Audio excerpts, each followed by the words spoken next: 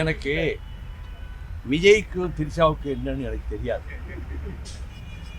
நயினார் நாகேந்திரன் சொல்ல போய்த்தா அப்படியா இப்படி ஒரு செய்தி இருக்கா அப்படின்னு ஏதாவது பேசிகிட்டு இருக்காங்க.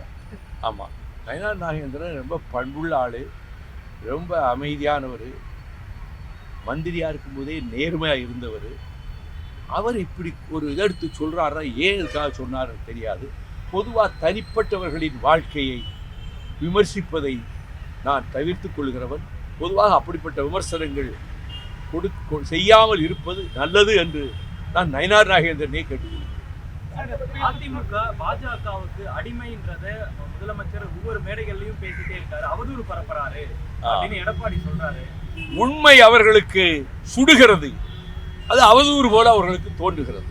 கொத்தடிமை வேலைதானே எடப்பாடி கூட்டம் இதுவரை செய்து வந்திருக்கிறது. அதைத்தான் நம்முடைய மாண்புமிகு முதலமைச்சர் அவர்கள் பட்டவர்த்தனமாக சொல்லியிருக்கிறார். சார், இப்போ தொடர்ச்சியா காங்கிரஸ் கட்சி கூட்டணி ஆட்சி தான் வேணும் அப்படிங்கறத எங்க பார்த்தாலும் இப்போ வலியுறுத்தாங்க. இல்லாத ஊருக்கு போகாத வழியை காங்கிரஸ் சொல்லிட்டு இருக்கு.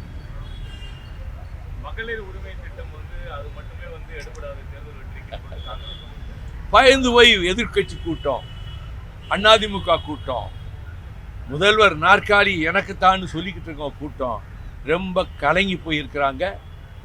தமிழ்நாட்டினுடைய கோடிக்கணக்கான தாய்மார்கள், மகளிர் வாக்குச்சாவடிக்கு போனால் திமுகவுக்கு தான் ஓட்டு போட வேண்டும் என்பதிலே தீர்மானமாக இருக்கிறார்கள்.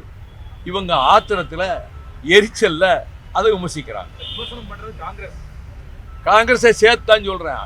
காங்கிரஸுக்கு நிறைய சீட்டு, அது அவங்க உரிமை, நான் கிரிட்டிசைஸ் பண்ணல.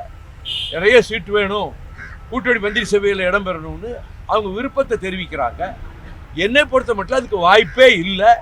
அவங்க ஜனநாயக உரிமைப்படி அதை கேட்டுக்கிட்டு இருக்காங்க.